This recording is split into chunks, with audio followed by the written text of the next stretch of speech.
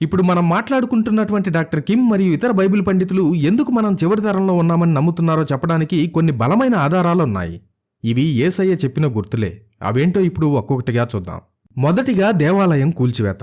యేసయ్య యెరూషలేం దేవాలయం రాతి మీద రాయి లేకుండా కూల్చివేయబడుతుందని ప్రవచించాడు. మత్తయి సువార్త 24వ అధ్యాయము 2వ వచనం. ఆయన చెప్పిన 40 సంవత్సరాల తర్వాత క్రీస్తు శకం 70లో రోమన్లు దాన్ని నాశనం చేశారు. ఇది మొదటి గుర్తు. రెండవది యూదులు చెదరగొట్టబడడం. ఆ తర్వాత యూదులు ప్రపంచమంతటా చెదరగొట్టబడ్డారు.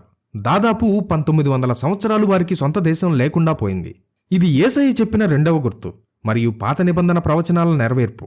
మూడవది ఇజ్రాయెల్ తిరిగి పుట్టడం, అంజూరపు చెట్టు చిగురించడం. ఇదే అన్నిటికన్నా ముఖ్యమైన అతిపెద్ద గుర్తు.